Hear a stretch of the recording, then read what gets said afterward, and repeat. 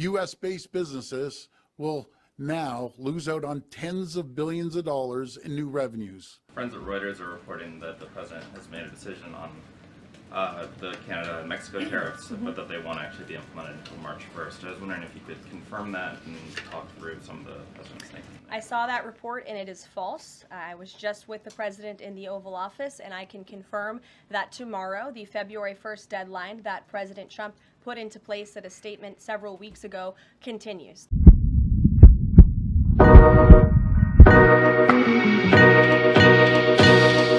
If you remember, he levied a 25% tariff against Mexico and a 25% tariff against Canada. So now they've actually issued a pause because Mexico has apparently agreed to put 10,000 troops at the border, and so is Canada. They're following suit as well. So this whole idea of becoming the 51st state was wildly unpopular with Canada, so much so that it basically united leaders from left and right. U.S.-based businesses will now lose out on tens of billions of dollars in new revenues. They only have President Trump to blame. We've gone one step further. We'll be ripping up our contract with Elon Musk's Starlink. Ontario won't do business with people. So when the initial threat came, Canada actually responded by stating that they're going to be pulling U.S. products such as liquor. Ford even went as far as to say that he's going to be canceling the contract between Ontario and Starlink. One other way they were gearing up to respond also was by specifically targeting red state products. So the products that sell within Canada and specifically Ontario, they were getting ready to pull those exact same items off the shelves. And I think one of the items they even mentioned was like Kentucky bourbon. So within the LCBO, all American products were getting ready to be pulled down. Tomorrow, the LCBO, which sells nearly $1 billion worth of American beer, wine, spirits, and seltzers every year, will remove all U.S. products from its shelves and wholesale catalog. Starting today and until U.S. tariffs are removed, Ontario is banning American companies from provincial contracts. Every year, the Ontario government and its agencies spend $30 billion in procurement, alongside our $200 billion plan to build Ontario. And I'm urging all 444 municipalities to do the same. U.S.-based businesses will now lose out on tens of billions of dollars in new revenues. They only have President Trump to blame. But Doug Ford wasn't the only one. Even the Premier of BC, David Eby, he actually stepped up to the plate where he said that they were going to cancel buying any liquor from red states, specifically red states. Today we're at a crossroad, and the journey ahead won't be easy. But there is no place on earth I would rather be to face this threat than right here in British Columbia. We have everything we need to succeed: abundant natural wealth and clean, cheap energy, a diversified economy, and access to global markets. And our most important resource of all, you, the people who call this beautiful place home. British Columbians are hardworking, highly skilled, and resilient. Through this uncertainty, our government will be there to stand up for you and your family.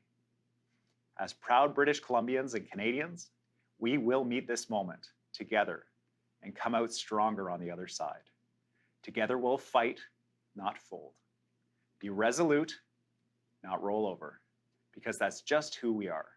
Here in the true North, strong and free. And then, of course, you have the soon-to-be former Prime Minister of Canada, Justin Trudeau, who gave a speech in regards to reassuring the alliance that was made between Canada and the U.S., but stating that they will not back down, all the while stating that while there might be some pain, it's going to be felt on both sides. From the beaches of Normandy to the mountains of the Korean Peninsula, not to punish us.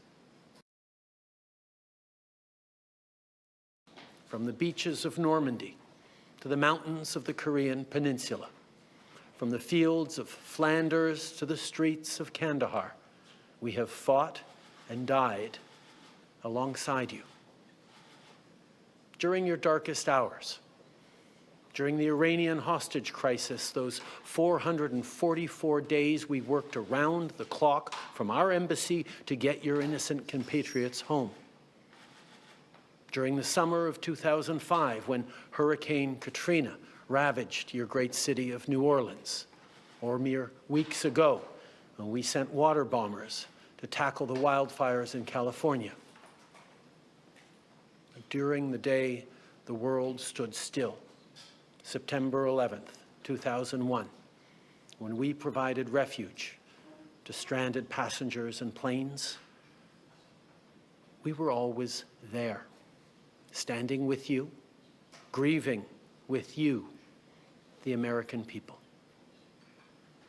Together, we've built the most successful economic, military, and security partnership the world has ever seen. A relationship that has been the envy of the world. Yes, we've had our differences in the past, but we've always found a way to get past them.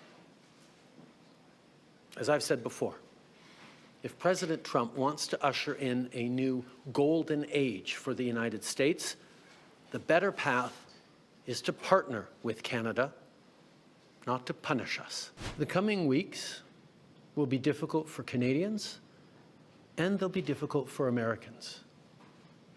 The level of cooperation, the level of effective partnerships between our two countries that have been established over decades and generations means that this trade action by the Americans and our response is going to have real consequences for people, for workers on both sides of our border. We don't want to be here. We didn't ask for this. But we will not back down in standing up both for Canadians and for the incredible, successful relationship and partnership between Canada and the United States. So, of course, the news came down, and then countries were issuing their own retaliatory tariffs. Canada issued their own 25% tariff while they were still going to take products off the shelves. The leader of Mexico, Claudia Sheinbaum, they followed suit. China apparently had a lawsuit that they were getting ready to cast. So when the news came down, the market naturally reacted the way that you think it would. When you hear that the world is basically about to devolve into chaos, there's only one real reaction. The sky is falling! The sky is falling! Well, who would have thought that after all of this transpiring, all they needed to do was get on the phone? So Claudia Sheinbaum, she issued a statement earlier which said, "We had a good conversation with President Trump with a lot of respect for our relationship and sovereignty. We reached a series of agreements. One, Mexico will reinforce the northern border with 10,000 National Guard troops immediately, prevent drug trafficking from Mexico to the United States, particularly fentanyl. The United States commits to work to prevent the trafficking of high-powered weapons to Mexico. Also, our teams will start working today on two fronts, security and trade. And 4, they will pause the tariffs for a month from now." So temporarily for 1 month is a halt, but I have a slightly different hypothesis, one that's kind of been floating around for a little bit of time. You see, Wall Street did a very good job of just shorting the stock market. The billionaires, they basically bet against the economy, stating that things were going to go down. You only think that billionaires wouldn't be so bold as to play the markets right in front of your eyes. Now, of course, it's only natural the market reacted, but Canada did say that they're going to be putting new troops, helicopters on the border, and doing what they have to do to stay off the flow of fentanyl. Now, the thing I'm still not understanding is China is the mass producer of fentanyl, but their tariff was only levied at 10%. But it seems like right now, Donald Trump has actually backed off of his claim that tariffs were going to start on February 4th, giving 1 month time, and I guess they come back to the negotiating table. So Donald Trump just caved to Canada and announced he will be pausing his tariffs against them, which were set to go into effect tomorrow. That is until Donald Trump just backed down. So Justin Trudeau, the Prime Minister of Canada, announced that he had a very good call with Trump and has agreed to reinforce the border with new choppers, personnel, and other security funding in exchange for Donald Trump pausing his tariff proposals. Now, just like he's done with Mexico, Donald Trump will likely frame this too as a win for himself. But to me, this is Donald Trump reacting to the stock market crash that ensued after he announced his tariffs. And it could also be in response to several provinces in Canada announcing they are banning products from red states in retaliation against Trump's tariffs. Whatever Trump's justification ends up being, just remember that this is a loss for Donald Trump. He backed down really quickly, just like he did with Mexico. I don't know, some people have actually been putting out a different hypothesis as to why this all happened. And it's starting to make sense. You know, I've been thinking about what the end game is with these tariffs. He's saying it's about fentanyl, but that is just an abject lie. Most of it is brought in by American citizens anyway. So I would not put it past him that he and his insider friends are trying to manipulate the market, and that they are shorting stocks and then going to buy them back when they hit lows, and then he can just lift the tariffs. And he can say he solved this problem that he created. And then it'll make him look better. And then the stock market comes back. I really wouldn't put it past him. So I also think he's going to capitulate on this. He'll eventually lift these tariffs. It's just a matter of when. When is he going to do it? I think when the market opens Monday morning, we're going to see a huge reaction to these, especially as we see Canada and Mexico hit back with their own tariffs. That I love that they're targeting red states because they have been silent about these tariffs, silent, and they will never speak out against Trump because they are just so afraid of a little mean tweet. They are falling in line and will follow him right over the cliff.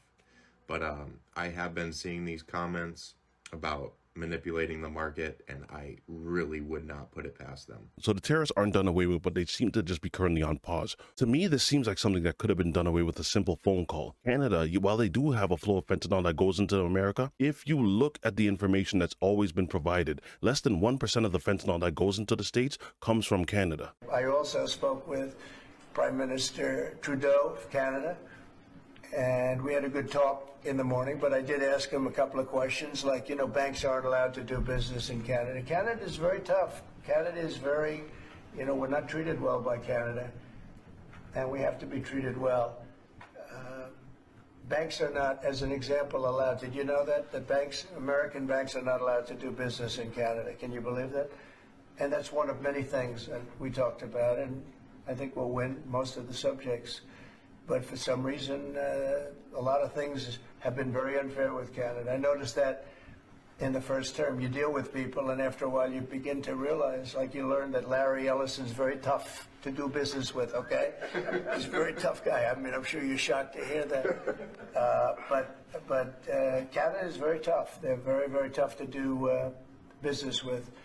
And we can't let them take advantage of the U.S. In all actuality, if this was the issue that you really wanted to fix, what you would target within the states are the dealers. You also then attack the distributors. Over 90% of the world's fentanyl comes from China. So I don't think anyone would ever state that it's not okay to keep your streets safe. It's just a simple matter of get your information straight and then pick your targets. But to be fair, and maybe this is conspiracy, but if destabilization was the goal, then good job. What I'm having a hard time believing is you actually made Trudeau look favorable in the eyes of Canadians for one glaring moment. And just less than a month ago, they hated that man. But I think the message was made very clear that as much as Canada may squabble amongst each other, when it comes to their sovereignty, they can put all that aside. Who do you genuinely think came out looking like the winner? Was it Trump with the 25% threat? Or was it Canada and Mexico basically stating that we will retaliate by any means necessary? Whatever your thoughts are, leave them in the comment section. If you guys enjoyed this video, don't forget to drop a like, and I will see you again on the next one.